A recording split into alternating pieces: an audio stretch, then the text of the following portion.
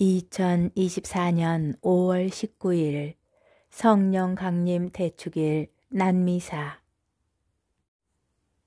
제1독서 사도행전의 말씀입니다. 오순절이 되었을 때 사도들은 모두 한자리에 모여 있었다. 그런데 갑자기 하늘에서 거센 바람이 부는 듯한 소리가 나더니 그들이 앉아있는 온 집안을 가득 채웠다. 그리고 불꽃 모양의 혀들이 나타나 갈라지면서 각 사람 위에 내려앉았다. 그러자 그들은 모두 성령으로 가득 차 성령께서 표현의 능력을 주시는 대로 다른 언어들로 말하기 시작하였다. 그때 예루살렘에는 세계 모든 나라에서 온 독실한 유다인들이 살고 있었는데 그 말소리가 나자 무리를 지어 몰려왔다. 그리고 제자들이 말하는 것을 저마다 자기 지방 말로 듣고 어리둥절해 하였다. 그들은 놀라워하고 신기하게 여기며 말하였다. 지금 말하고 있는 저들은 모두 갈릴레아 사람들이 아닌가.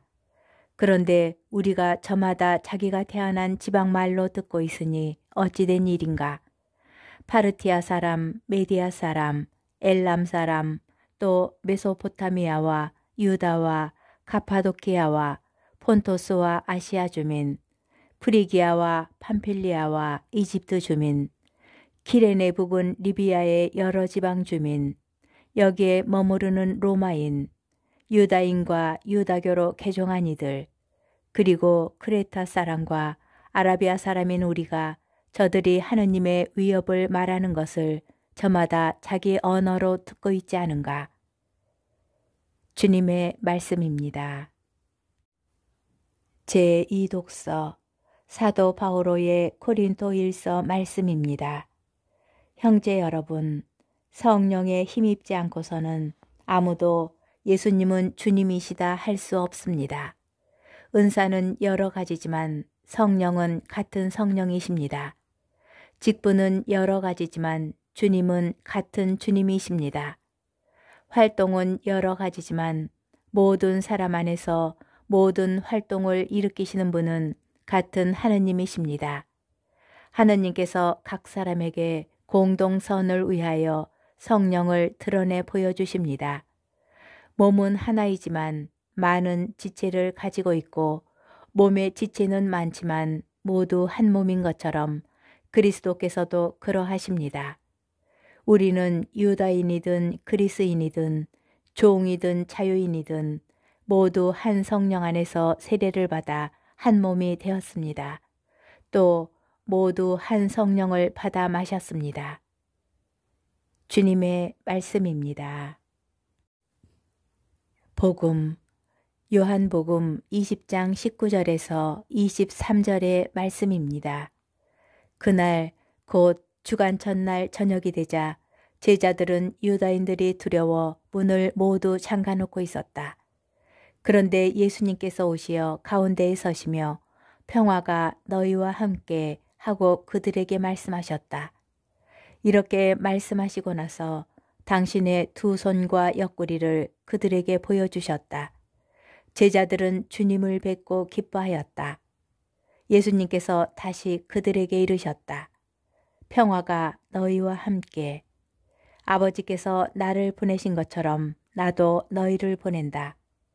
이렇게 이르시고 나서 그들에게 숨을 불어넣으며 말씀하셨다. 성령을 받아라. 너희가 누구의 죄든지 용서해주면 그가 용서를 받을 것이고 그대로 두면 그대로 남아있을 것이다. 주님의 말씀입니다. 오늘의 묵상.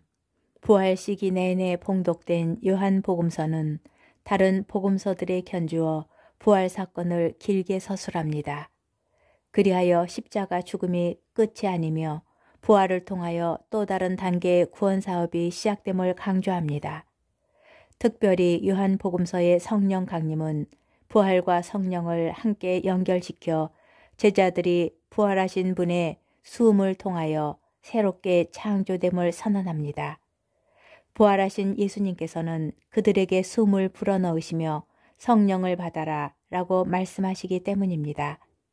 사실 요한복음서는 성령 강림이 오순절이 아니라 예수님께서 부활하신 날 저녁, 그날 곧 주간 첫날 저녁에 일어난 것으로 이야기합니다. 성령 강림이 부활의 직접적 선물임을 드러내고 있는 것입니다. 오늘 제1독서는 이러한 새 창조의 특성이 소통과 일치에 있음을 강조합니다. 서로 다른 언어를 쓰던 이들이 마치 하나의 언어를 쓰듯 하느님의 뜻을 알아듣는데, 이는 소통과 일치야말로 성령의 일이고 이것이 이루어지는 곳이 바로 교회임을 표명합니다. 제2독서는 언어뿐 아니라 각자의 은사와 직분 그리고 활동이 다르지만 교회의 구성원은 모두 그리스도의 몸 안에서 하나의 유기체를 이룸을 선언합니다. 그리스도의 수음으로 그리스도의 몸을 이룬 교회는 소통과 일치로 그리스도의 현존을 드러내는 실체인 것입니다. 인간을 가장 피폐하게 하는 것은 오해와 불통입니다. 바꾸어 말하면 세상의 모든 모욕과 비난, 굴욕을 견디게 하는 힘은 참된 소통과 이해, 포용에서 온다는 의미이기도 합니다. 성령 강림 대축일의 전례 말씀들은 성령의 오심으로 이루어진 소통과 이해, 그로 말미암은 일치로 시작된 교회의 탄생을 알립니다. 그렇다면 분명해집니다. 교회 공동체에서 먼저 소통과 이해가 보장되고 이루어져야 합니다.